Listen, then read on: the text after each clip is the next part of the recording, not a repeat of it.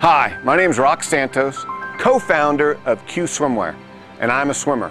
We've created a swim brand by swimmers, for all swimmers. Even the swimmer that needs a new racing suit for every meet. Yeah, you know who you are. You and your parents spend all kinds of money on a new racing suit because it's stretched out every time you wear it. Not anymore. Q Swimwear has developed a racing suit that holds its compression and that lasts for over 50 swims. Q Swimwear, the answer for the swimmer that always needs a new racing suit.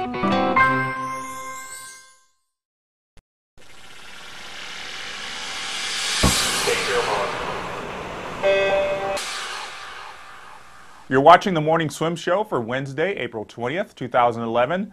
I'm Jeff Cummings, filling in today for Peter Bush, and today in the Fenice Monitor, we've got one of the all-time swimming greats, Rowdy Gaines. He'll be competing at the Masters Nationals Championships in Mesa, Arizona next week, and right now we've got Rowdy in the Fenice Monitor. Hi, Rowdy, how are you today? Hey, Jeff, how you doing, buddy? Doing all right. So tell us what you're going to be swimming at the Masters Nationals next week. For the old people, right? I'm going to be joining all my fellow old people out there in Mesa. We're going to have a great time. I'm swimming the 50, the 100, and the 200. And my team, Team Blue Frog, we have about 4 or 5 relays to swim, so it's going to be a lot of fun. It's going to be a great weekend. What gets you most excited about going to meets like this?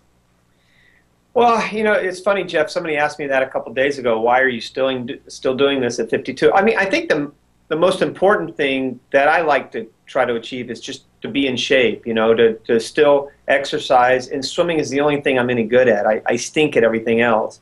And I love our sport. I always have. I didn't start till really late. I didn't start till I was 17, so I never really had that burnout. And it's just something I really love. I feel very relaxed in the water. And then the competition side is really just to be out there with a bunch of other people that have the same sort of goals. I like to get up on the blocks and swim fast. It doesn't really matter about winning or losing in Masters. It's about trying to do your best and doing your best within that age group. You know, you've swam Masters before, so as soon as you age up, you think, oh, great, I'm in this next age group. And so you're able to kind of set your goals and then reset your goals every few years. And Masters is something that I really enjoy doing. Well, you talked about staying in shape. How does your training now compare to what it was like in your Olympic years? I'm sure it's not the same kind of yardage, but you know, stylistically, how does it compare? Well, you know, I think I watched you online the other day going through some sets, and I'm not doing anything close to what you're doing, but I swim somewhere between, in general, from 2,000 to 3,000 a day. I swim 4 or 5 days a week. And I might try to get in the weight room a day or 2 a week. Nothing high caliber. You know, for a meet like this, Jeff, as you know, we probably, you know, I amp it up just a little bit, maybe 6 weeks, 2 months out, and try to go 3,000, maybe even 4,000 one day or 2 a week.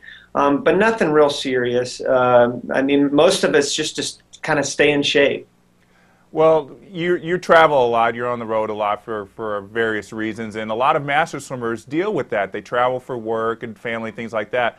How do you try to keep your training going, given that you're always on the move? Well, first of all, I'm a YMCA member, which really helps a lot, Jeff. I mean, because there's YMCAs across the country. So most of the cities that I travel to, I instantly get online and try to find out where the closest Y is to where I'm going or the hotel I'm staying. The other thing is I try to find maybe a local Masters team in the area, or I find a hotel that has a longer pool. There are a lot of pools that you go. I mean, there are a lot of hotels that you can go to that have pools that are at least 15 or 20 yards. I don't really need something, you know, I don't need a 50-meter pool. I don't even need a 25-yard pool. If I can get a 15 or 20-yard pool, I'm good to go for 2,000 or 3,000 yards. And that's what I try to do. You know, everywhere I travel, I make sure I try to swim any city I go to. And a lot of it, Jeff, as you know, because you're traveling a lot too, and a lot of what you're traveling for is for swimming. So we go to swim meets. So, I mean, I'm going to all these Grand Prix meets, for example, and I'm at a 50-meter pool last week in Ann Arbor, so it's conducive to swimming and staying in shape that way. Well, I think for us, I think we are, like you said, definitely fortunate that we travel for swimming and we always have a pool. But there are a lot of master swimmers who don't always had that access. But it is good that you mentioned, you always try to get something in. Does that also keep you sane? Because traveling on the road a lot can be a little bit stressful. There's no question about it, Jeff, and we both know, being former national team swimmers, that we're pretty intense on that and on that level, and so it's something that I don't take for granted. It's something that when I do travel, it's relaxing for me, more so than in being in shape and everything. I'm not really interested in that. If I was, I'd probably be going a lot more than 2,000 or 3,000 a day. I think for me, it has a completely calming effect. I try to swim around noon every day because I can kind of get through the morning. But if I swim in the morning, then I want to try to swim again in the afternoon. So it kind of breaks up the day for me. My lunch hour, I go, and it's like what you said, Jeff. It keeps you sane. Are you going to do the full taper and shave for Nationals next week? Absolutely, buddy. Heck yeah, man. I'm starting to come down already. I've been going 3. I went 25 today, and by the end of the week, I'll be going about 2. And next week, I'll just kind of be putting my finger in the water and testing and then getting out. That is the true sprinter taper. Well, I do have to swim a 200, so I might have to swim a pace 50 or so. But it's right before our 200 free relay, and so we had our Team Blue Frog broke a world record short course meters in October, and we had the same 4 guys, and we're trying to put together a pretty good relay in Mesa. So it's right, but the 200 free is right before that relay, so I may bag on the 200 free, but I'm definitely swimming the 50 and the 100. Well, obviously, this is the first short course national since the high-tech suits were banned. Have you had any kind of concerns about how your times are going to hold up, or do you even think about that?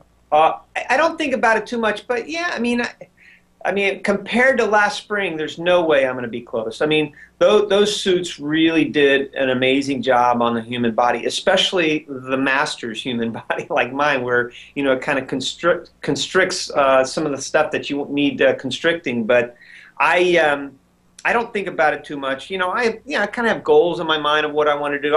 For example, Jeff, I went 21.3 last summer with the suit, and I'm hoping to break 22. The suit, I wear a Blue 70, and they've been great. The suits are awesome, but they're nothing like the high-tech suits they were a year ago. So things have changed for sure, but it's really not that big a deal. Well, I don't think this is something we've asked you on the Morning Swim Show, but how did you get involved with Masters? Well, I lived in Hawaii from 1989 to 96. So I lived there for 7 years, and I lived there during my 30s. And I worked for a swim club there. I managed a health and fitness club. We had a 50-meter pool. Anyway, long story short, the president and owner of our club was the president of master swimming in Japan. So it was kind of part of my job. It was to do master swimming. I've been to Japan. I think I talked to Peter about this, or I might have talked to you about this last time. I'm going back to Japan Masters in June. We have a lot of business over there. Our company Limu does. And, there's about 7,500 swimmers that swim in that meet, Jeff. It's unbelievable. So I started swimming. Anyway, back to your question. I started swimming Masters in Japan a lot back when I was in my 30s, and I just got kind of hooked on it. Yeah, I remember you telling me about that. It was like 200 heats of the 50 free. That's just No, 500 heats. 500, yes. 500 heats. There were 5,000 swimmers in the 50 freestyle. I was in heat 361. I took a picture of my card going up because I was thinking, this is, there's no way I'm ever going to be in heat 361 ever again unless I'm at this meet. Yeah, that's crazy. Well, you mentioned you were in Ann Arbor. You were doing the color commentary for Universal Sports for the Grand Prix meet. A lot was made about Michael Phelps and that 4th place finish in the 200 fly, and the media kind of, for whatever reason, they really did pick up on that. What's your take on Phelps' status as he's getting ready for World Championships? I'm not too concerned, Jeff. I think. Here's the bottom line, the way I really feel. I think if Michael really wants to swim fast in London, or if he really wants to swim fast in Shanghai, he can. I think if he really wanted to win 8 gold medals again, he could. The problem is Michael really doesn't want to do that anymore. So he's very comfortable in his own skin now to where, he wants, I know he has goals, I know he wants to swim fast. but he's got to make a decision to dig a little deeper. He even admitted it to us when we interviewed him after the race. I don't know if you saw that, but he said, listen, I kind of deserve that. I haven't been doing the training. So he just needs to train. He needs to work hard. He needs to take, I don't think he needs to take the next 15 months and go at it, but I think he needs to take like 6 months and say, I got to block everything out and really work my butt off for the next 6 months, or else, things are going to be tough for him in London. And things may be a little tricky in Shanghai, but London's where it's really at. And I think we've all learned never underestimate Michael Phelps. Never, never. I will never doubt him. I've doubted him before, and he's given me major grief because of that. Jokingly, of course, but I will never doubt him again. That's for sure.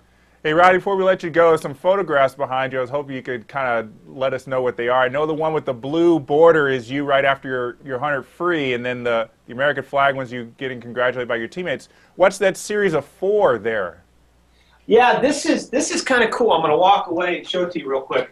This is really cool. This is my. Can you see that all right? Yeah. So this is my my sequence of my start.